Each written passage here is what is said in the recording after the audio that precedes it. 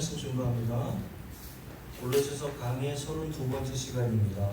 지난 주일부터 사도 바울이 골로새 교회 성도들을 위해 기도한 내용 중 마지막 일곱 번째 기도의 내용에 대해서 함께 살펴보고 있는데요.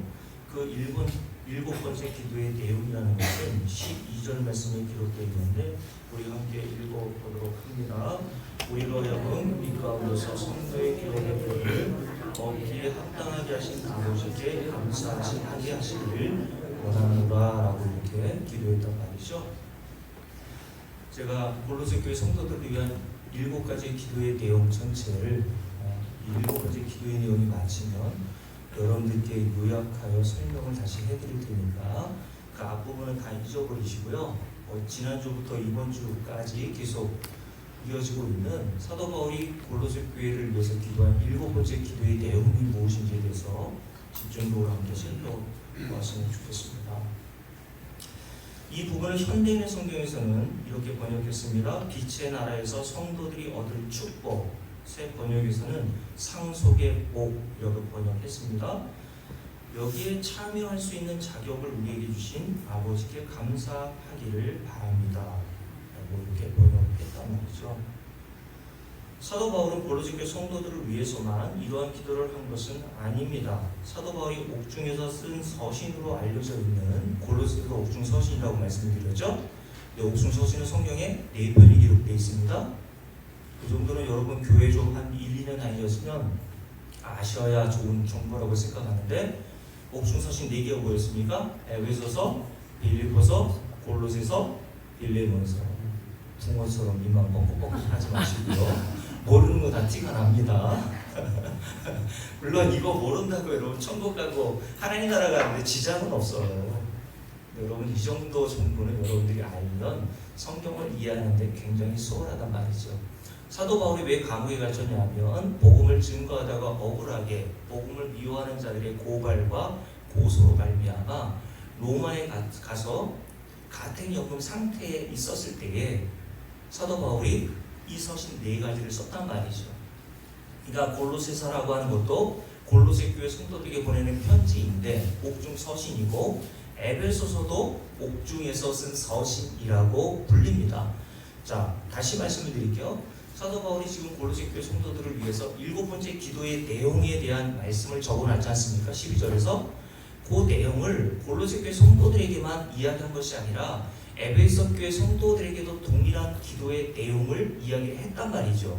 자, 바로 앞에 있으니까 빌립보서 그 앞에 에베소서가 있죠. 에베소 1장을 함께 읽어보면서 확인해 보도록 합니다. 에베소 1장 자 15절부터 여기서도 사도 바울이 에베소 교회 성도들을 위해서 기도한 내용들이 23절까지 쭉 이어지고 있어요. 그러니까 여러분들이 지금 골로새 1장에서 사도 바울이 골로새 교회를 위해서 기도한 내용이라든가 에베소 1장 15절부터 23절 3절까지 그리고 에베소 3장에서 또 다른 사도 바울이 에베소 교회 성도를 위해서 기도한 내용들이 기록되어 있거든요. 그러니까 이런 기도들을 통해서 여러분과 제가 기도하는 내용과 얼마나 다른 기도인가를 먼저 살펴보라는 거예요. 그래서 지난주에 말씀을 드렸잖아요. 우리는 빌 바를 알지 못한다라고 로마서 8장에서 이야기를 했죠. 무슨 말이라고 했습니까? 우리는 뭐가 중요하고 뭐가 가치 있고 뭐가 시급한 문제인지를 모른단 말이에요. 정작 구해야 될 내용을 그래서 성도들이 아닌 자들은 구하지 못하고 이 땅에 눈에 보이는 가시적 잠깐뿐인 것들을 구하며 사는 겁니다. 그래서 하나님께서는 빌 바를 알지 못하고 뭐가 중요하고 뭐가 시급하고 뭐가 가치 있는지 알지 못하는 저와 여러분들에게 성령을 주신 거예요. 그래서 그 앞부분에 뭐라 했습니까? 하나님께서 성령을 우리에게 주신 것은 우리의 연약함을 돕기 위해서 주신 거라고 말씀하시면서 우리의 연약함이라는 것은 우리의 건강이 연약하거나 물질이 부족해서가 아닌 겁니다. 너희들이 빌 바를 알지 못하기 때문이라고 말씀하셨어요. 그래서 하나님께서 우리 안에서 성령을 통해서 우리가 진짜 중요하고 가치 있는 것이 무엇인지를 깨닫게 해주심으로 골로새 1장에 기록되어 있는 사도 바울이 골로새 교회를 위해서 기도했던 7개의 기도의 내용과 에베소 성도들을 위해서 사도 바울이 기도했던 이런 기도의 내용들을 우리도 함께 기도하게 만드신단 말이에요. 한 번도 이런 기도를 해보지 못했던 교인들이 성령을 통해서 이 복음의 말씀을 깨닫고, 야, 내가 진짜 정작 기도해야 될 내용은 기도하지 못했다는 사실을 깨닫고, 드디어 이런 기도가 나온단 말이죠. 자, 오늘 에베소 교회 성도들을 위해서 사도 바울이 뭐라고 기도했는지 한번 보십시오. 15절부터 쭉 읽습니다. 이로 말미암아 주 예수 안에서 너희 믿음과 모든 성도를 향한 사랑을 나도 듣고, 어디서 들었단 말입니까? 로마의 어떤 감옥에 가택연금 상태에 있을 때에 로마 교회 성도들에게 일어난 이 이야기를 듣고 기뻐서 이렇게 기도한다고 한 겁니다. 함께 읽어봅니다. 내가 기도할 때에 기억하며 너희로 말미암아 감사하기를 그치지 아니하고, 기도하면서 그들을 생각할 때마다 하나님께 감사한대요. 이 말 자체가 뭘 의미하는 겁니까? 로마 교회 성도들은요, 사도 바울이 로마에 직접 가서 복음을 전하여서 얻은 성도들이 아니거든요. 로마서 1장을 여러분이 읽어보면 사도 바울이 얼마나 로마에 가기를 그렇게 간절히 바랬는지가 담겨 있어요. 근데 이미 사도 바울이 가기 전에 어떠한 연유에서인지 알지 못하겠지만 로마교회 성도들이 복음을 접하고 복음을 믿는 자들이 나와서 함께 무리를 지어 공동체로 예수 믿는 자들이 모여 있는 상태였단 말이죠. 그런데 이들의 믿음의 상태가 어떻다고 말합니까? 그들의 믿음과 모든 성도들을 향한 사랑이라고 했어요. 여러분들이 진짜 믿음이 발생하잖아요. 그러면 그 믿음이라는 것은요, 반드시 사랑이라는 것으로 열매가 맺히게 돼 있단 말이에요. 그러니까 여러분들에게 성도를 사랑하세요, 성도를 섬기세요, 교회를 위해서 봉사하세요 할 필요가 없어요. 저는 하나님께서 믿음을 여러분들에게 발생시켜 주셔야 하는 겁니다. 근데 그 믿음이라는 것이 제가 여러분들에게 발생시키려고 노력하고 수고해서 되는 일이 아니라고 말씀드렸죠. 믿음은 뭐라 그랬어요? 에베소 2장에서. 에베소 2장 바로 옆에 있으니까 먼저 살펴볼게요. 에베소 2장 자 8절 함께 읽습니다. 너희는 그 은혜에 의하여 믿음으로 말미암아 뭘 받았어요? 구원을 받았으니. 그러니까 여러분, 은혜, 믿음, 구원, 제가 전에 한번 요 단어의 줄을 빡빡 공부하라고 그랬죠. 은혜에 의하여, 은혜 때문에 이런 말입니다. 그러니까 믿음이 우리를 구원한 것은 아니에요. 믿음은 하나님의 통로요 수단이란 말입니다. 우리를 구원하신 것은 예수 그리스도께서 십자가에서 행하신 은혜와 공로 때문에 구원받는 거예요. 근데 그 수단과 통로를 하나님이 뭘 지정해 주셨다고요? 믿음을 지정해 주신 겁니다. 그래서 은혜와 구원을 얻게 하는 그 가계의 역할로 믿음을 주시는 거예요, 성도들에게. 그래서 이 모든 구원의 과정을 뭐라고 표현합니까? 너희는 뭐라고 되어 있습니까? 8절 읽었죠. 너희는 그 은혜에 하여 믿음으로 말미암아 구원을 받았으니 이것은 너희에게서 난 것이 아니요 라고 되어 있어요. 너희에게서 난 것이 아니라는 것은 너희에게 그런 원인이 없어. 너희는 아예 믿음이라는 것이 없는 자였어. 그런데 어떻게 우리에게 믿음이 주어지게 되었나요? 여러분 히브리서 12장에 보면 믿음의 주인은 누구라고 그랬어요? 이건철 목사입니까? 저도 믿음의 주인이 저였으면 여러분들에게 제가 가지고 있는 그 믿음이라는 것을 조금이라도 나눠줬으면 좋겠어요. 좀. 네? 사람은 그 믿음을 나눠줄 수 있지 못한다는 말입니다. 믿음은 하나님이 주시는 거예요. 그래서 히브리서 12장에서 뭐라고 했다고요? 믿음의 주요 온전케 하시는 이 누구를? 예수를 바라보자. 구약과 신약의 모든 성경의 중심 주제가 바로 히브리서 12장 2절이라고 말씀드렸잖아요. 믿음의 주인은 하나님이시지 저와 여러분이 아닙니다. 그러니까 믿음이라는 것은 우리에게 없는 것이기 때문에 누군가 수여해 줘야 우리가 받잖아요. 그래서 믿음의 주이신 예수 그리스도 우리 하나님께서 성도들인 저와 여러분에게 주시는 겁니다. 그래서 그 뒤에 뭐라고 되어 있습니까? 이것은 너에게서 난 것이 아니요. 하나님의 선물로 받는 거야. 이걸 은혜라고 하는 단어로 성경은 우리에게 말씀하고 있는 거예요. 하나님의 선물이야. 네가 노력해서 받은 게 아니잖아. 네가 열심히 철야기도 수십 번 하고 금식기도 했더니 저는 옛날에 그렇게 배웠거든요. 야 믿음 없어? 그러면 철야기도 몇 번 해봐. 믿음 없어? 새벽기도 특별 새벽 40일 기도 한번 해봐. 그럼 믿음이 하나님께서 그런 열심을 보시고 주시는 거예요. 여러분, 선물은 사람의 행위를 보시고 주시는 게 아닌 것이기 때문에 선물인 거예요. 또 이렇게 얘기하면 또 어떤 사람이 등장합니까? 그럼 기도도 소용없는 일이구나. 기도 좀 하시란 말이죠. 그건 성경에서 말하는 자유가 아니라 방종입니다. 방종. 자, 이 모든 것들은 다 하나님께 주시는 선물이라고 그랬어요. 그래서 믿음이 하나님께로부터 주어져야 그 믿음의 결과, 열매로 뭐가 나와요? 성도에 대한 사랑이 나오는 거예요. 사랑은 성도들이 교회 안에서 열심히 사랑하려고 노력하고 힘쓰고 훈련해서 내는 게 아닙니다, 여러분. 저도 옛날에 제자교회 처음 와서 제자훈련 여러 번 했습니다. 여러분 제자훈련 받은 사람들 많죠? 네? 확신반 5주, 성장반 12주. 저는 그게 대단한 줄 알고 열심히 가르쳤더니 아무것도 아니더라. 간증도 하러 나와가지고 막 눈물 흘리면서 간증하는 것도 많았는데요. 다 사는 거 보니까 거기서 거기야. 훈련해서 되는 게 아니더라고요. 그렇지 않아요, 여러분? 훈련해서 됐으면 저도 여러분들에게 제자 훈련으로 3년, 5년 코스 했을 거예요. 여러분, 하나님께 주시는 그 믿음을 통해서 발생한 열매가 성도에 대한 사랑이래요. 그 믿음은 어디에서 나온다 그랬어요? 들음에서 나온다 그랬잖아요. 로마서 10장. 그 들음은 어디에서 나온다 그랬어요? 무슨 말씀을 들어야 돼요? 그리스도의 말씀을 들어야 된다 그랬잖아요. 그럼 제가 여러분들에게 할 수 있는 일이라는 건 딱 한 가지밖에 없어요. 예수 그리스도의 말씀, 십자가의 복음만 증거하면요. 아멘. 하나님은 자기가 택하신 백성들에게 믿음이라는 것을 선물해 주십니다. 그래서 그 믿음이라는 걸 받은 성도들은요, 그 믿음으로 말미암아서 그게 너무 감격스럽고 감사해서 성도에 대한 사랑으로 열매 맺는 거예요.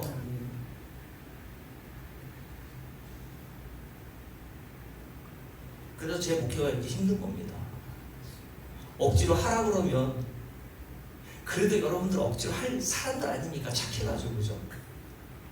제가 12년 전에 우리 제자교회 오기 전에 그 전에 목회했었던 목사님을 욕하는 건 아니에요, 제가.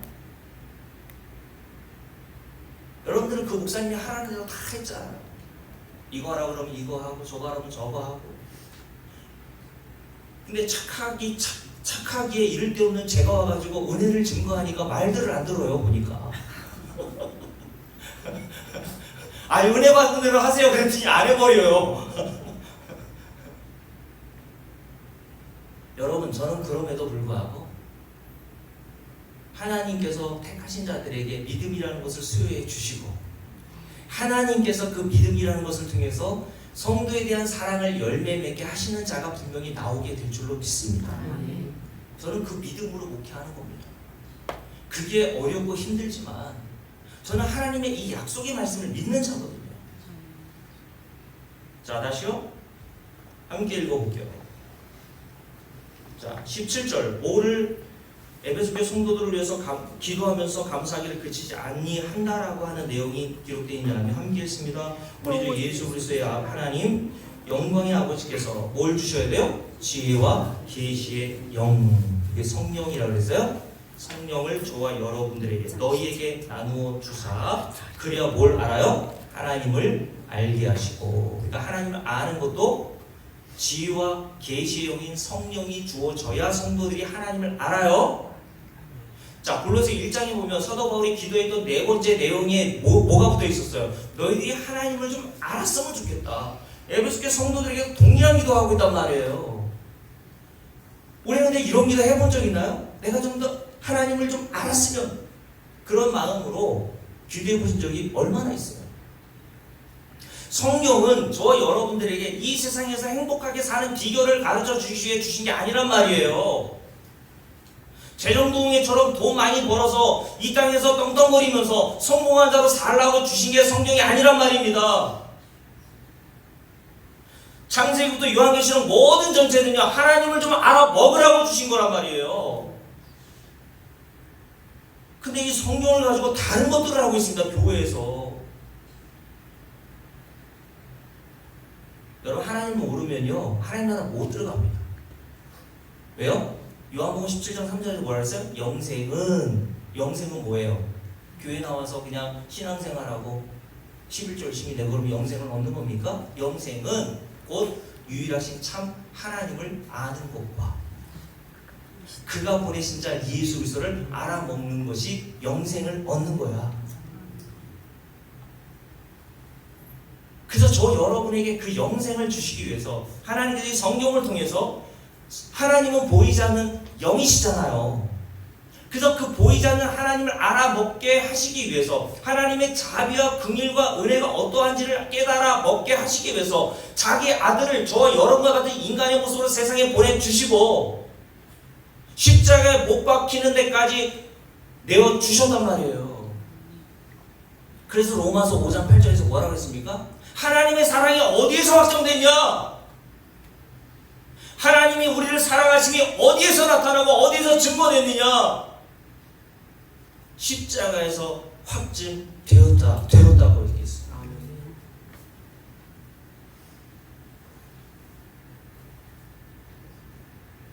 자, 그러니까 여러분, 하나님의 성령의 감동으로 쓰여진 이 성경, 여러분 성경은 사람 40명의 저자를 통해서 1600년 동안 쓰여진 게 성경이지 않습니까? 근데 모든 사람들은 성령의 감동하심을 받아 이 성경을 기록했다고 얘기하잖아요. 그죠? 그러니까 성경의 저자는 누군 거예요? 사람이 아니라 성령 하나님이시란 말이에요. 그러니 이 성경 전체가 하나님을 알도록 하시기 위해서 저와 여러분에게 주신 거라면 이 성경을 저와 여러분은 눈으로 직접 읽을 수도 있고 외울 수도 있고 암송할 수도 있고 필사도 할 수 있어요. 그러나 성경의 저자이신 지혜와 계시형인 성령이 우리에게 임하지 않으면요 성경 문자 한자도 깨닫지 못하고 돌아갑니다. 성령 지식 많다고 자랑할 게 없어요. 강진호 장로님, 아브라함의 두 아들이 누굽니까? 빨리 들어보세요. 야곱이 낳은 12아들 이름 한번 외워보세요. 근데 이런 이름들을 달달달 외우는 사람들이 바로 바리새인과 서기관 예수님 당시에 종교 지도자들이었다니까요. 성경의 지식으로는 우리와 비교조차 할 수 없는 자들이었어요. 근데 주님께서 그들을 향해서 뭐라고 합니까? 요한복음 8장에서 너희 아비가 누군지 알아? 성경을 어렸을 때 달달달 외우고 안식일 빠짐없이 지키고 절기 잘 지키고 11조 빼먹은 적 없고 세상 사람들로부터 괜찮은 사람이라고 평가받았던 그런 종교 지도자던 바리새인과 서기관들에게 주님이 요한복음 8장에서 뭐라 그랬어요? 너희 아비 누군 줄 알아? 우리 아버지 조상은 아브라함인데요 했더니 예수님이 그들을 향해서 뭐라고 충격적인 말씀하시죠? 내가 너희 아비 누군지 알려줄 거야? 너희들이 아비는 아브라함이 아니라 마귀야. 여러분, 교회 열심히 종교생활이라는 것을 했는데 열심히 무언가를 성경을 읽고 필독하고 필서까지 해왔는데 암송까지 해왔는데 목사가 하라는 모든 것들을 다 지켜 교회에서 착한 사람으로 소문한 자인데 정작 주님 앞에 갔더니 너희 아비는 마귀야. 얼마나 참담합니까? 여러분, 그러니까 저와 여러분은요 교회 안에서 오셔서 저에게 다른 걸 요구하지 마세요. 다른 걸 원하지도 마세요. 성경에서 저와 여러분에게 하나님께서 주시고자 하시는 하나님을 알아가시기를 바라십시오. 아멘. 그게 영생이라고 했잖아요. 뭘 원합니까? 다른 거 원하면요 다른 교회 가셔도 되고요. 다른 거 원하면요 다른 종교 가셔서 배우면 돼요. 교회까지 와서 그런 거 배우러 왔습니까? 제가 수요일에 말씀드렸죠. 성경뿐만 아니라 이 세상 모든 만물은요 다 이 진리를 담아서 하나님께서 우리에게 깨닫도록 하신 겁니다. 우리는 거기에 관심이 없기 때문에 그것을 제대로 못 깨달을 뿐이죠.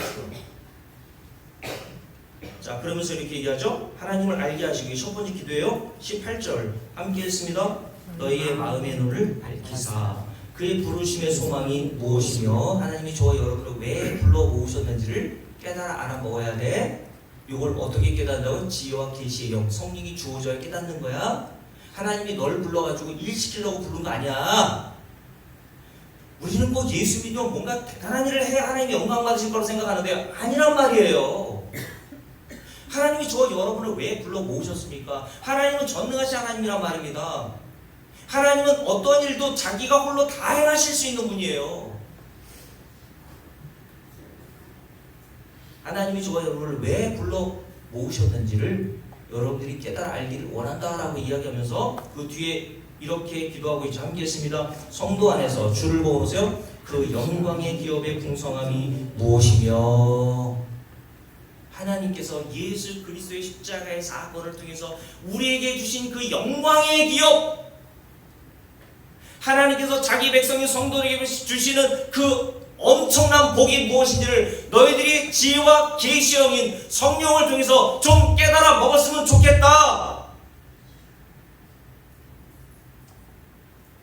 라고 말씀하신 거예요. 그러면서 읽었으니까 쭉 읽어볼게요. 19절. 그의 힘의 위력으로 역사하심을 따라 믿는 우리에게 우리도 어떻게 믿게 되었다고요? 그의 힘의 위력으로 역사하심을 따라라고 했습니다. 고린도 4장을 집에 다시 한번 읽어보세요. 우리는 스스로 예수 믿을 수 있는 힘도 없었던 자들이라니까요. 창조의 하나님께서 그 빛을 우리의 마음에 비춰주심으로 진리를 깨달아 예수 믿게 되었다고 제가 여러 차례 말씀을 드렸잖아요.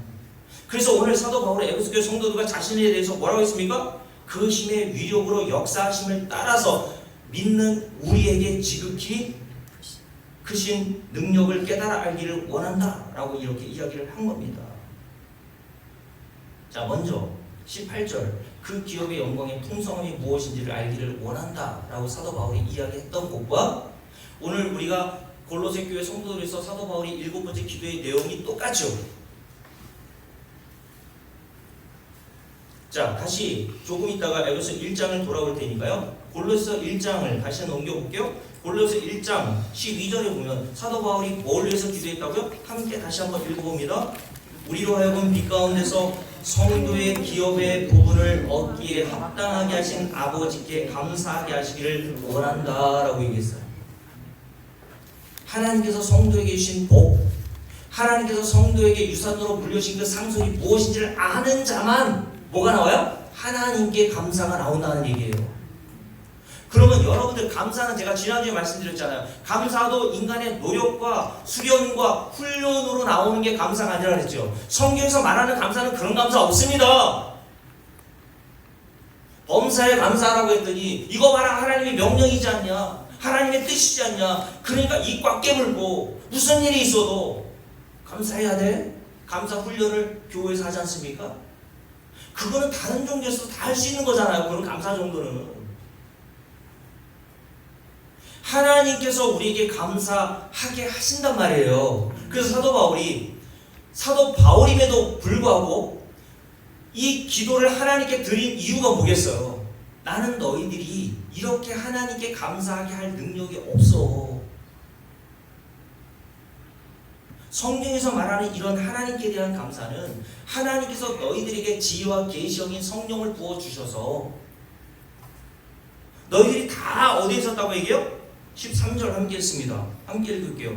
그가 우리를 흑암의 권세에서 건져내사 그의 사랑의 아들의 나라로 어떻게 하셨다고요? 옮기셨으니. 사실 이 한 절만으로 제가 할 얘기가 너무 많거든요. 도대체 흑암의 권세가 뭐고 하나님의 사랑의 아들의 나라로 내가 옮겨졌다는 의미가 뭔지를 교회에서는 몰라요, 요즘에. 그러니까 무슨 감사가 나옵니까? 그러니까 교회에서 감사한다라고 하는 내용도 세상에 살아가고 있는 다른 종교인들과 감사의 내용이 같아요, 달라요? 똑같아요.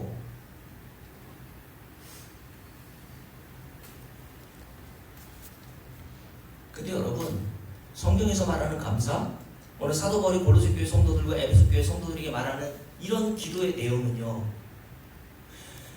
인간이 절대 할 수 없는 감사예요. 다른 종교인들이 절대 엄두도 낼 수 없는 감사의 내용이란 말입니다. 흑암의 권세가 뭔 줄을 모르니까요.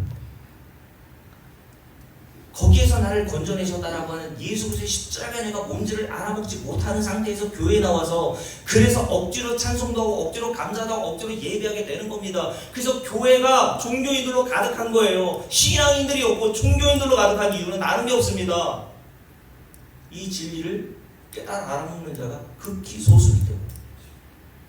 그래서 주님께서 지난주에 말씀드렸잖아요. 고린도서 10장에서 하나님께서 광야 이스라엘 백성들을 향해서 뭐라고 했습니까? 나는 그것 봐. 광야에서 보여준 게 뭐냐? 나는 다수를 기뻐하지 않아. 그리고 주님께서 이런 말씀하셨죠. 두세 사람이 모인 곳에 내가 그들과 함께 있을 거야. 이게 무슨 말씀입니까? 아이 두세 명 정도만 모여도 괜찮아. 이런 말씀으로 이해하는데 아닌 거예요. 요 진리의 말씀을 깨닫는 두세 사람이 있다면 거기가 교회란 말입니다.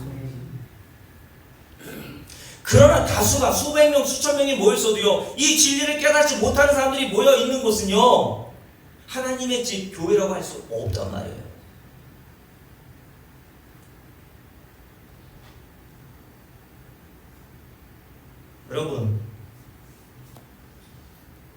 여러분들은 참으로 하나님께서 성도들에게만 주신 오늘 12절에서 말씀하신 성도의 기업의 부분을 얻기에 합당하게 하신 하나님을 알아가고 있나요? 여러분들이 하나님과 우리 주 예수 그리스도께서 십자가에서 하신 일로 거저받은 그 은혜가 뭔 줄을 알고 그걸 하늘에 속한 신령한 복이라고 에베소 1장에서 얘기하거든요. 그게 성도가 받은 기업이에요. 기업이라고 그러니까 삼성 회장과 같이 야, 이 땅에서 내가 진짜 부자가 되려나? 그런 생각을 가지고 이 성경을 보면 큰일 나는 겁니다. 지금은 내가 구멍가게 가게의 사장이지만 이거 봐, 성도의 기업의 부분을 합당하게 하셨대잖아. 손님 선생님, 이런 식으로 이해하면 됩니까? 안 됩니까? 내가 지금은 남의 식품 배달원이지만 하나님께서 나에게 복 주셔서 이제는 남의 식품을 이끌 수 있는 사장이 되게 하시려나?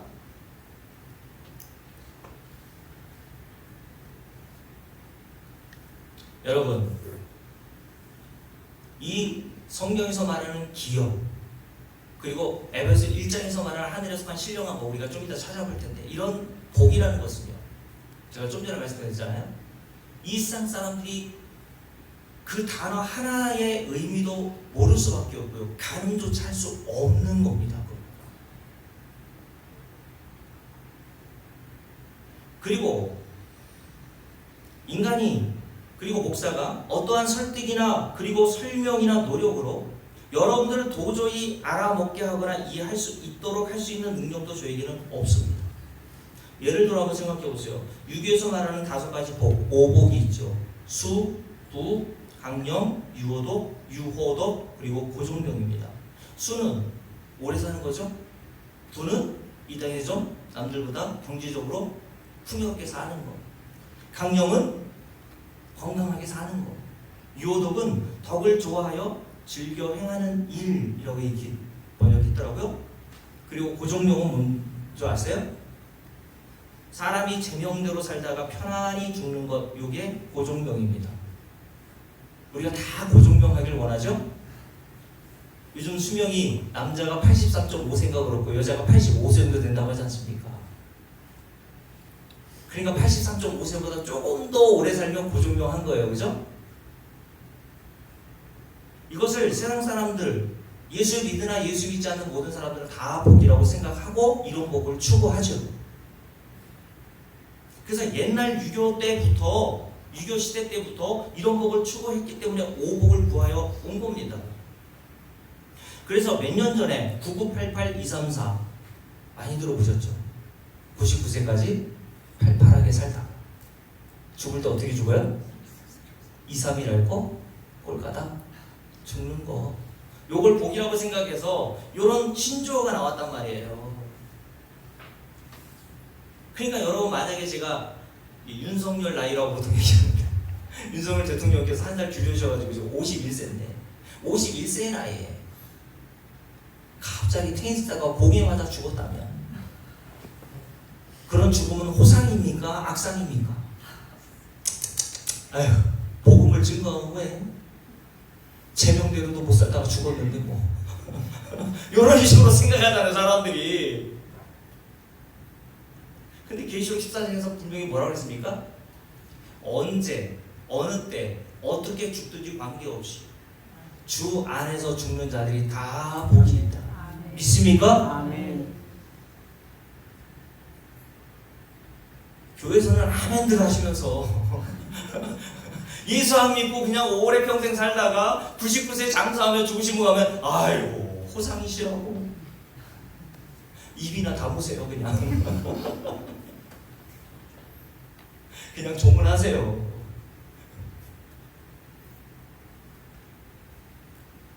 여러분, 이런 복들은 사람들이 가르쳐주지 않아도 다 알 수 있는 복이에요. 그죠?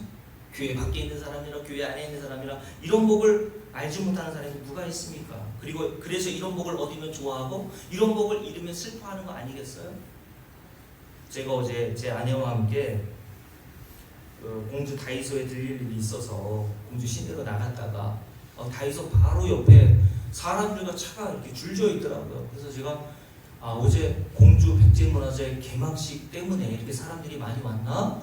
이렇게 생각하고 가는 찰나에 다이소 바로 옆을 보니까 사람들이 줄지어 있는 그곳에 뭐가 있냐면 로또 살 수 있는 복권집이 있더라고요. 와, 저는 공주에서 그렇게 사람들이 줄지어서 서 있는 광경은 거의 보지 못했거든요.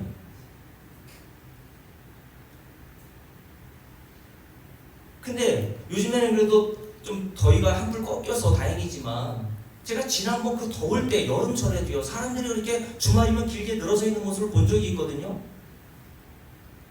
그래서 제가 왜 그 로또 복권집에 사람들이 모여드나 궁금해가지고 오늘 설교를 준비하면서 조사를 해봤습니다. 근데 그 집이 로또 명당집으로 소문이 났더만요. 그래서 왜 로또 명당집인가 이렇게 봤더니요 1등으로 당첨된 사람이 8명이나 나왔대요. 갑자기 궁금해지죠? 설교 끝나고 저한테 궁금하신 분들은 문의하시면 좋겠습니다.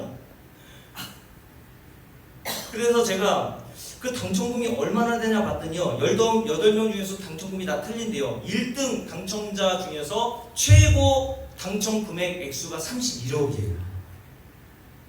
여러분은 뭐 이 정도 놀랄 필요 없잖아요. 다 있잖아요. 그죠? 100억 정도 있고. 그 다음이 18억, 그 다음이 11억, 10억. 그 8명이 거의 10억 이상을 다 받아간 거예요.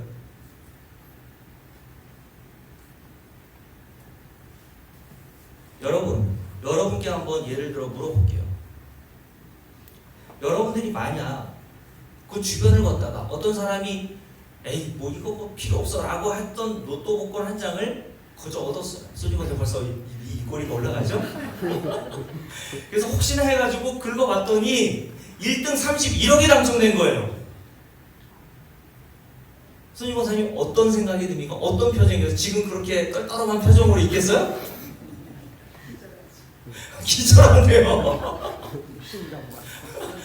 우리 송 지사님은 당장 직장을 때려친다고 얘기하시는데 직장이 얼마나 지겨웠으면 저도 31억 정도면 목회 그만두고 진짜 그럴까요? 벌써 지금까지는 얼굴이 우승충했다가 31억 얘기 나오니까 지금 다 맑아요 지금 얼굴이. 이금희 원사님 정말 기절 초풍 아닙니까? 31억 그죠? 내 평생 소원 이것뿐 31억 받아가지고 여러분 왜 우리는 생각만 해도 미소가 띄어지고 왜 생각만 해도 마음이 이렇게 기쁜 걸까요? 아마 예수 믿지 않는 사람이라면 그 31억이라고 하는 복권이 당첨되었을 때 누가 시키지 않아도 두 손이 올라가면서 8.15 광복절이나 한 번도 하지 않았던 대한독립 만세 외칠 것 같고요. 교회 다니는 사람이면 뭐라고 얘기했어요? 아멘 할렐루야.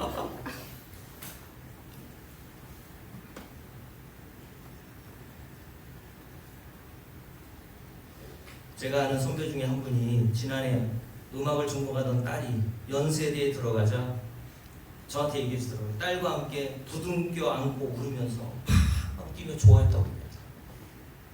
저는 그걸 뭐라고 하는 게 아닙니다. 자연스럽고 당연한 겁니다. 이러한 반응은요, 이상한 일도 아니고 뭐라 할 것도 없이 자연스러운 일이죠. 그런데 여러분께 물을게요. 여러분들은 정말 성경에서 말씀하시고 있는 이 하나님께서 예수 믿는 자들에게 주셨다라고 하는 이 기업의 영광의 풍성함이 뭔지를 조금이라도 알고 있어요? 하나님께서 자기 아들 예수까지 희생시키시면서 저와 여러분에게 주시려 했던 그 복을 저와 여러분이 조금이라도 알고 있냐고요.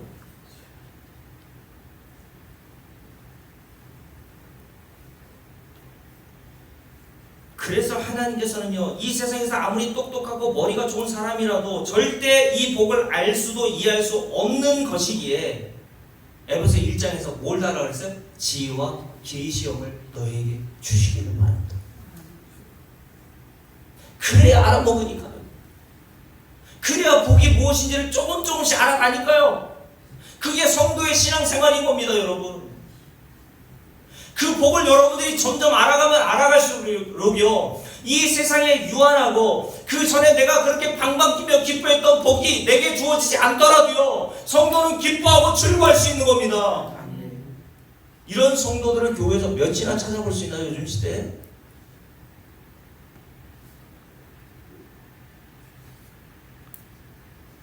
그래서요, 에베소 1장을 볼게요. 다시 에베소 1장으로 돌아온다 그랬죠? 에베소 1장에 보면요, 사도 바울이 감옥에 갇혀 있을 때, 그것도 억울한 상태이지 않습니까? 복음을 증거하다가 하나님의 일을 한다고 나섰는데 세상의 모든 복이란 복은 다 빼앗겼을 뿐만 아니라 이제는 감옥에까지 갇히는 신세가 되었으니 그 입에서 절망과 원망이 나와야 마땅한 거 아니에요? 그게 감옥 아닙니까? 근데 사도 바울이 에베소 교회 성도들이 이 편지를 쓸 때 가장 첫 번째로 했던 말이 뭔지 아세요? 제가 성경 가운데 좋아하는 구절이 에베소 1장 3절이라고 그러죠. 에베소 1장 3절 함께 읽습니다. 찬송하리로다. 갑자기 감옥에서 찬송하리로다. 왜 오늘 감옥에 있는 주의스들에게 특식 나왔나요? 억울하게 감옥에 갇혔다고, 야 내일 모레면 사면되고 석방될 거야 라고 하는 그런 소식을 들었기 때문에 찬송이 나온 거예요?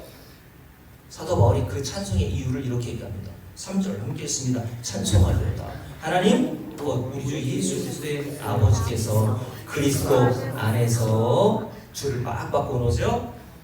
하늘에 속한 모든 신령한 복을 우리에게 주셨기 때문이야. 여기서 우리라는 것은요, 사도 바울 자신뿐만 아니라 에베소교회 성도들, 그리고 2차적으로는 이 성경을 지금 읽고 있는 성도인 저와 여러분에게 주시는 말씀이란 말이에요.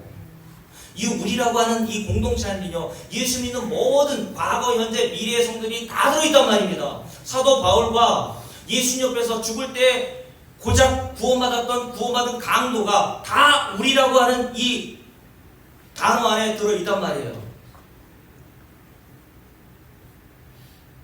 모든 사도보다 더 많이 수고했던 사도 바울이나 개뿔 아무것도 안 한 저나 여러분들이나 하나님께서 뭘 주셨다고요? 하늘에 속한 모든이에요? 일부예요. 여기다 여러분 줄을 빡 바꿔놓으시라고 했잖아요.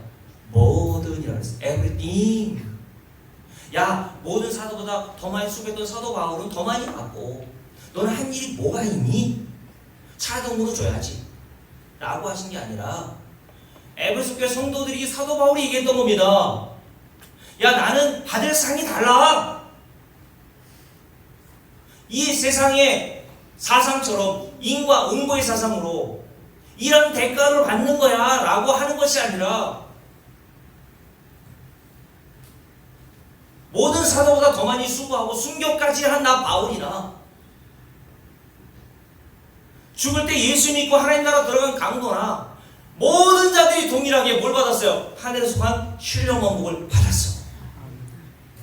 주셨어요? 주실 것이에요. 잘 보세요. 여러분, 이런 문구 하나에 주의를 깊게 살펴보면서 보란 말입니다. 주셨다. 과거 완료형이에요.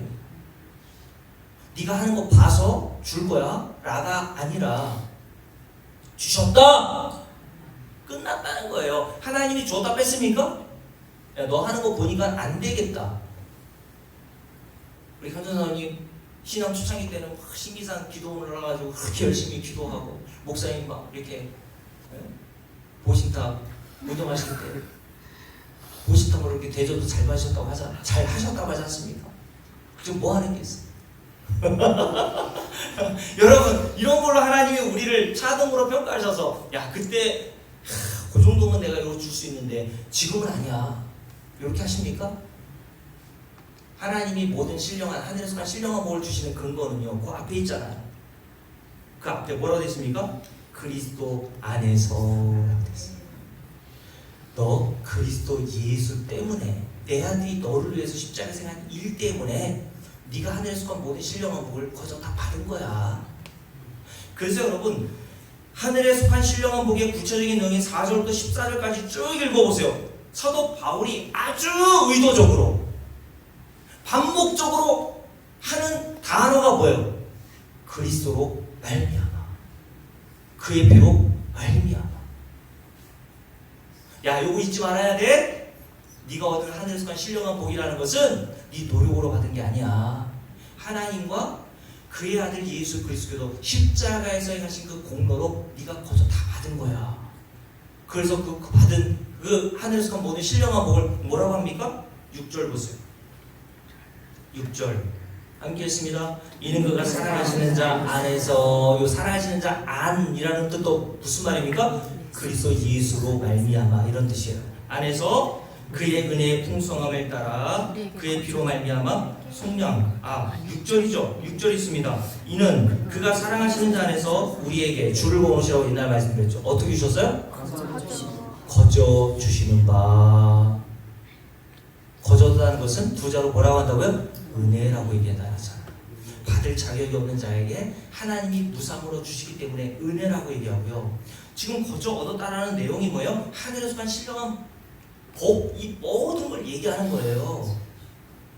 그 복을 사람이 행한 행위대로 주신 것이 아니라 하나님이 예수 그리스도께서 행하신 그 일을 기준으로 그 일을 통해서 손주 권사님과 제가 한 일로 보면 누가 사실은 하나님 나라에 들어가서 더 많은 복을 받아야 돼요? 손주 권사님? 저하고 손주 권사님하고 비교만 해도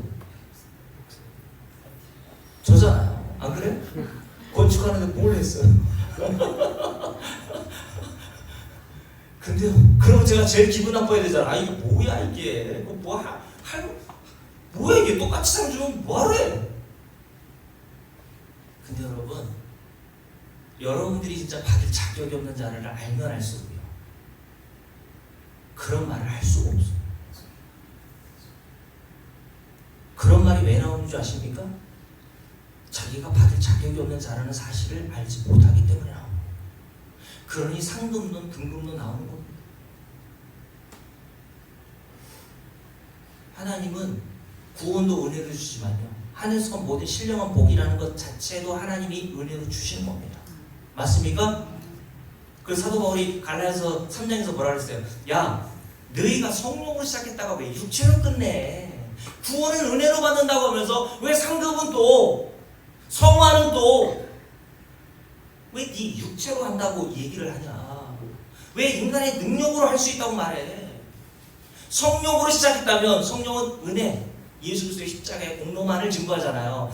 예수 그리스도의 십자가의 은혜로 네가 구원을 얻은 것과 같이 하늘에 속한 모든 신령한 복, 네가 예수 그리스도를 믿는 하나님의 자녀로 성화되어 가는 것조차도 하나님께서 너에게 주신 은혜로 된 일이야. 교회는요, 은혜로 시작해서 은혜로 끝나는 곳입니다. 맞습니까? 다시요. 교회라는 곳은요, 은혜로 시작했다가 은혜로 끝내는 곳입니다. 내 공로가 거기에 들어설 차이가 없다니까요. 아무리 모든 사도보다 더 많이 수고하고 순교까지 한 사도 바울이라도요, 뭐라고 했어요? 고린도서 15장에서 내가 한 거 없어. 모든 것이 다 하나님의 은혜로 된 거예요. 그러면서 갈라디아 6장에서 뭐라 했습니까? 그러므로 내게는 오직 예수 그리스도의 십자가 외에는 자랑할 것이 없나니. 이렇게 되어가는 것이 신앙생활이고, 이렇게 되어가는 것이 뭐예요? 성화입니다, 여러분. 진짜 여러분들이 성화되잖아요? 어마무시한 헌금을 하고요. 내가 한 건 없습니다. 다 주님의 은혜로 된 것입니다. 교회에서 헌금 많이 하면 발언권이 높아진다고 하고 주장권이 높아진다고 생각하는 사람들이 있어요. 아, 이 정도 했으니까, 이 정도 냈고, 이 정도 일했으니까 나 교회에서 할 말이 있어! 라고 말하는 사람들이 있는데요. 은혜를 모르고 하는 말이에요. 교회는요, 인간이 어떤 어마무시한 순교나 어마무시한 헌신이나 봉사를 했더라도요, 사람들에게 높임을 받고 사람들에게 영광을 받는 자리에 있는 것이 아니라 오히려 사람들이 너무 잘했어요, 고마워요, 감사해요 할 때 하나님의 은혜로 된 것입니다. 나는 십자가 이외에는 자랑할 것이 없습니다 라고 말하게 되는 것입니다. 성도 여러분들이 이런 자가 되어가고 있나요? 그러니까 여러분들이 복음을 들으면 들을수록 재미가 없어요. 왠지 아십니까? 인간은 무슨 재미로 살아요? 자랑하는 재미로 살아요. 그래서 조금만 틈만 있으면 자기 자랑하는 겁니다. 제가 전에 말씀드렸잖아요. 저도 테니스 이렇게 함께 운동하는 목사님들 그리고 일반인들이 있는데, 그 목사님이 자기가 누구를 이겼다고 막 그분이 얼마나 테니스를 잘 치는지며 서브가 얼마나 강력하며 도저히 이길 수 없는 그분의 어떤 화려한 기술들을 쭉 나열해요. 그리고 마지막 한마디 딱 하시더라고요. 근데 내가 이겼어. 그게 인간의 본성이란 말이에요. 그러니까 여러분, 교회에서 상급 그걸 위해서 열심히 노력하고 헌신하고 봉사하고 헌금했다가 할 말이 없습니다 라고 이야기를 하니까 더 이상 하고 싶지 않아지는 거 아닙니까? 왜 그런 줄 아세요? 여러분들이 에베소 1장에 기록되어 있는 하늘에 속한 신령한 복의 실체가 무엇인지를 진짜 못 깨달았기 때문에 그랬던 거예요. 여러분, 하나님께서 오늘 하늘에 속한 신령한 복으로 주신 것이 뭡니까? 왜 하늘에 속한 신령한 복이라고 얘기했을까요? 먼저 3절에서 하늘에 속한 신령한 복. 왜요? 요건 누구만 할 수 있다는 거예요? 하늘에 속한 자만 알아먹는 복이야. 그러니까 여러분, 교회 나와 앉아있다고요. 집사가 되고 권사가 되고 장로가 되고 목사가 되었다고요. 다 그리스도인이라고 취급해 주는데 교회에서는요, 아닌 겁니다. 다시요. 왜 사도 바울이 에베소 교회 성도들에게 하나님이 4절부터 14절까지 말씀하신 이 기업, 이 상속, 하늘에 속한 복에 대해서 이야기하면서 왜 하늘에 속한 신령한 복이라고 했을까요? 첫 번째, 하늘에 속한 자들만 알아먹습니다. 두 번째, 신령한 자만 알아먹어요. 무당되라는 말 아니에요? 신령하다라는 말은요, 성령이 임한 자가 그냥 신령한 겁니다. 맞아요? 그러니 여러분들이 이 하늘에 속한 신령한 복, 여러분 4절부터 14절까지요 10번, 20번, 100번이라도요 계속 읽어보세요. 집에 가셔서.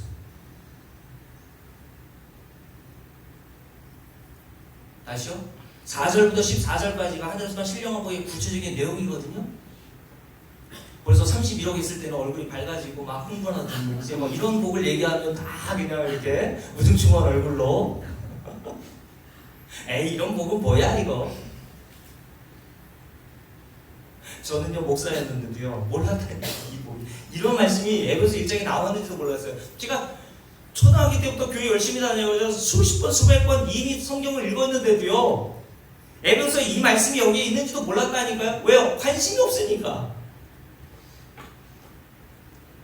근데 집에 가셔서 꼼꼼하게 4절부터 14절까지 쭉 읽어보면서 기도하세요. 하나님, 사도 바울이 뭐라 했습니까? 18절 뭐라 했어요? 너희의 마음의 눈을 밝히사 그의 부르심의 소망이 무엇이며 성도 안에서 그 기업의 영광의 풍성함이 무엇이며, 이게 4절부터 14절까지의 하늘에 속한 신령한 복의 내용이란 말이에요. 그 영광의 풍성함이 무엇인지를 하나님 내게 깨닫게 해주시기를 원합니다. 지혜와 계시형이 성령을 내게 부어주셔서 이 세상에서는 도저히 가늠도 할 수 없고 알 수 없는 이 복을 내가 알아먹을 수 있도록 하나님 은혜를 주세요. 기도하시란 말이에요. 성도는 하늘에 속한 자입니다. 왜냐하면 에베소 2장을 볼까요? 그 뒤에 있으니까 에베소 2장을 보세요. 3절에 보면 우리는 다른 이들과 같이 본질상 진노의 자녀였다고 했어요. 근데 하나님께서 우리를 어떻게 만들어 놓으셨습니까? 4절 긍휼이 풍성하신 하나님이 우리를 사랑하신 그리스도의 사랑을 인하여 허물로 죽은 우리를 그리스도와 함께 살리셨고 너희는 은혜로 뭘 받았어요? 구원을 받았어요. 받을 거예요. 받은 것이라 완료 끝났습니다. 그러면서 이렇게 얘기합니다. 또 함께 일으키사 예수 그리스도와 함께 저와 여러분을 일으키셔서 부활했단 말이에요. 그래서 요한복음에 보면 예수님께서 뭐라고 했습니까? 나는 부활이요 생명이니 나를 믿는 자는 죽어도 살게 살아서 믿는 자는 영원히 죽지 않을 거야 라고 말씀하신 거예요. 우리를 함께 이렇게 부활하게 하셔서 함께 있습니다. 그리스도 예수 안에서 함께 줄을 그어놓으세요. 함께 예수 그리스도는 지금 어디 계세요? 부활하셔서 하나님 보좌 우편에 앉아 계시다고 성경에 말씀하고 있잖아요. 근데 그때 우리도 예수 그리스도께서 이 땅을 떠나 부활하셔서 하나님 나라로 승천하여 가실 때, 왜냐하면 예수 그리스도의 본향이 하나님 나라잖아요. 그죠? 근데 그때 우리도 저와 여러분들도 어떻게 된 자라고요? 하늘에 앉히신 자다. 아멘. 여러분 이 놀라운 신비 아닙니까? 요게 성도들만 믿어지는 거예요. 여러분 역사 속에서 우리가 발붙이고 살고 있어요. 근데 이 현실은 눈에 보이지 않는 현실 아닙니까? 근데 성도는요, 히브리서 11장에 뭐라 했습니까? 믿음이 뭐예요? 믿음은 바라는 것들의 실상이요라고 했어요. 보이지 않는 것들의 실체라고 얘기했거든요. 무슨 말입니까? 성도에게 하나님이 믿음을 주세요. 그래서 믿음이라는 것은요, 우리 안에서 어떻게 작용합니까? 이 말씀이 내게 이루어진 것이라는 사실을 깨달아 알게 하십니다. 나는 이 땅에 살고 있지만 내 본향인 예수 그리스도가 이 땅을 떠나서 부활하셔서 하나님 나라로 올라가실 때에 나도 이미 하늘에 앉혀진 자가 되었구나. 이런 자를 성도라고 하고, 이런 성도를 하늘에 속한 자라고 하는 거예요. 땅에 살고 있지만 우리의 시민권은 빌보 3장 뭐라 했어요? 하늘 나라 시민권자라고 했잖아요. 그래서 성도를 하늘에 속한 자라고 하는 거예요. 여러분 이 믿음으로 살고 있습니까? 여러분과 저는요, 이 땅에서 끝나는 게 아니에요.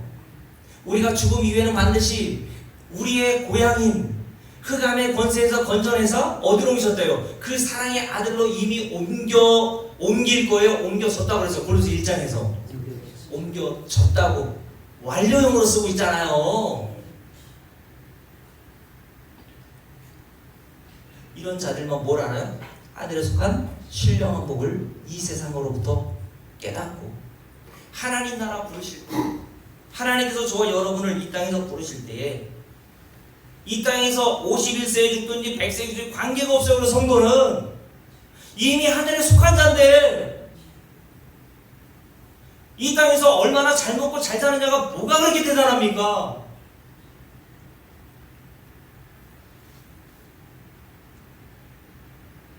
그런 모든 복을, 인간이 가늠할 수도 없는 그 하늘에서 신령한 복을 4절부터 14절까지 꼭 읽어보세요. 예수 그리스도를 통해서 하나님께서 저와 여러분에게 주셨단 말이에요. 그래서 4절부터 14절까지 읽을 때 꼭 어디에다가 줄을 거느냐면 그로 말미암아 그의 피로 말미암아 그의 사랑하는 자 안에서 이 글에다 꼭 줄을 거놓으세요. 이렇게 거저 예수 그리스도의 공로로 주신 이유가 뭡니까? 함께 읽어볼게요. 에베소 1장 6절입니다. 그 뒤에 있죠. 우리에게 거저 주시는 바 뭐하도록? 그의 은혜의 영광을 찬송하게 하려 함이라. 하나님이 저와 여러분이 얻은 이 복을 깨닫게 하시는 이유가 뭡니까? 찬송하게 하려, 하나님께 감사하게 하려. 그래서 찬송하게 하려 한다라고 하는 그 하나님께서 성도를 창조하시고 구원하신 목적이 세 번이나 등장해요. 함께 읽어봅니다. 자, 12절 함께 읽습니다. 이는 우리가 그리스도 안에서 전부터 바라던 그의 영광의 찬송이 되게 하려 하심이라. 그리고 14절 이는 우리 기업의 보증대사 그 얻으신 것을 송축하시고 그의 영광을 뭐하게 하기 위해서 찬송하게 하려 하심이라. 하나님이 저 여러분에게 이 복을 주신 이유가 뭡니까? 이 복을 성령을 통해서 지혜와 계시형을 통해서 깨닫게 해주시는 이유가 뭐예요? 그의 영광을 찬송하게 하려 합니다. 여러분 이사야 43장에 하나님께서 성도들의 모형인 이스라엘 백성들에게 이런 말씀하셨죠. 내가 이 백성, 내 백성 이스라엘을 지으신 목적이 뭐라고 했어요? 선지보사님 일 시켜 먹으려고? 나의 찬송을 부르게 하기 위해서다. 여러분 성경은 한 권의 책입니다. 여기서 이런 말하고 저기서 이런 말하는 게 성경이 아니에요. 하나님께서 왜 저와 여러분에게 사람들도 알아먹지도 못하고 왜 우리가 교회 나와서 이렇게 하나님을 찬송하고 예배하고 감사하는지도 알지도 모르는 그런 은혜를 우리에게 주십니까? 그래야 저와 여러분이 하나님의 창조의 목적대로 구원하신 목적대로 그 복을 주신 하나님과 우리 주 예수에게 뭐합니까? 찬송하는 겁니다. 여러분 하나님이 저와 여러분을 왜 교회로 불러모으신 줄 아세요? 이 진리를 깨닫고 그 복을 주신 그 은혜를 주신 우리 하나님과 예수를 찬송하게 하기 위해서, 그 예수를 사랑하도록 하시기 위해서. 그래서 여러분 마지막으로 베드로전서 1장을 보고 마칠게요. 베드로전서 1장에 보면요 사도 베드로가 이렇게 얘기했습니다. 베드로전서 1장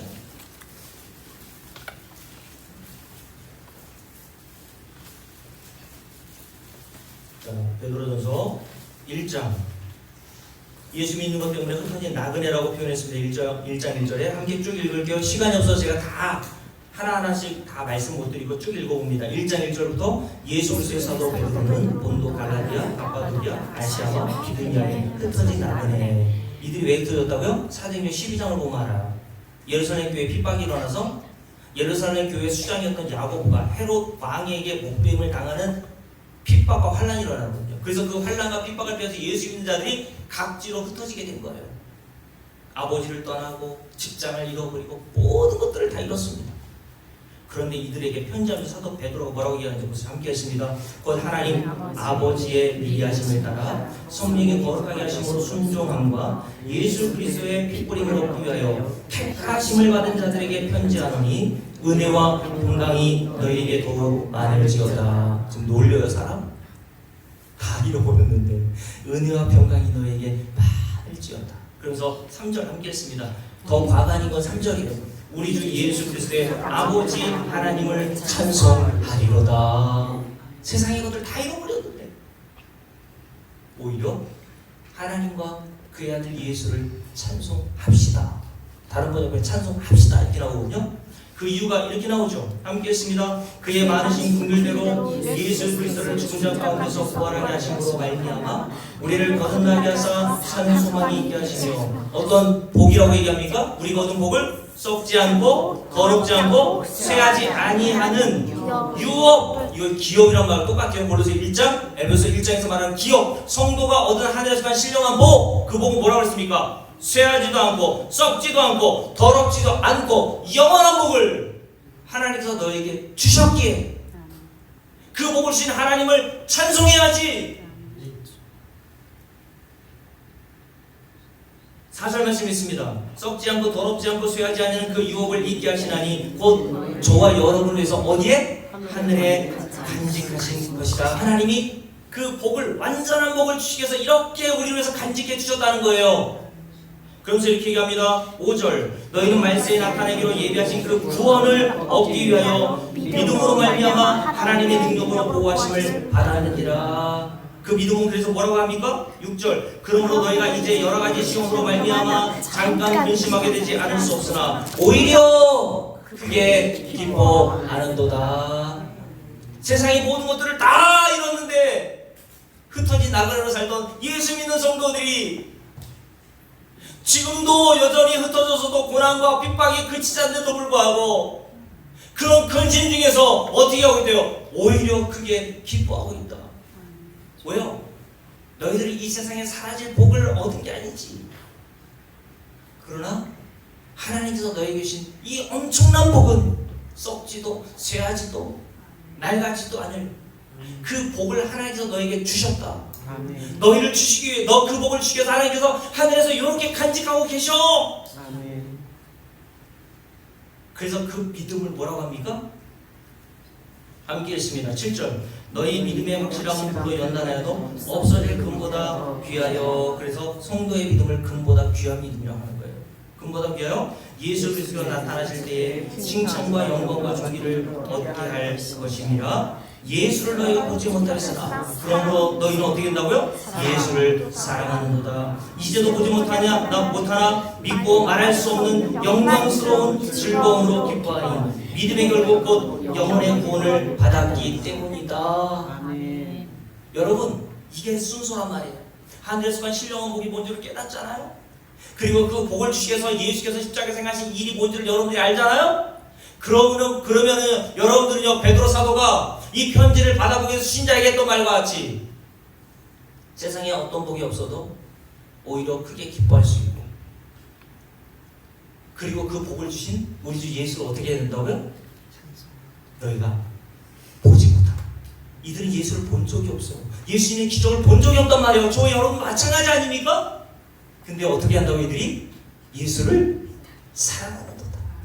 그리고 그 예수 때문에 말할 수 없는 영광과 즐거움과 기쁨으로 기뻐한다고 얘기한 겁니다. 아멘. 이게 뭐예요? 네가 구원을 받은 증거야. 그게. 아멘. 그게 하나님이 너를 사랑하신다는 증거야. 아멘. 말씀하시길. 사랑하는 여러분, 하나님이 저와 여러분을 사랑하시는 증거는 다른 게 있지 않습니다. 이 세상 잘된 성공 아니에요. 하늘에서 간 신령한 복이 무엇인지를 깨닫게 하셔서 그 복을 주신 예수로 기뻐하고 예수를 사랑하게 되는 것이 하나님이 저와 여러분을 사랑하시고 복을 주신 증거인 줄로 믿습니다. 아멘. 찬송가 314장 찬송하시면서, 그러니 여러분, 예수를 사랑합시다 합시다라고 하는 구호로 예수를 사랑하게 되는 것이 아닙니다. 이 하늘에서 간 신령한 복을 주시기 위해서 천지를 창조하신 하나님의 아들 예수께서 십자가에서 어떤 일을 행하셨는지를 알아야 예수를 사랑하게 되고 찬송하고 기뻐하게 됩니다. 우리 함께 찬송하면서 하나님 이런 자가 되게 도와달라고 함께 찬송합시다.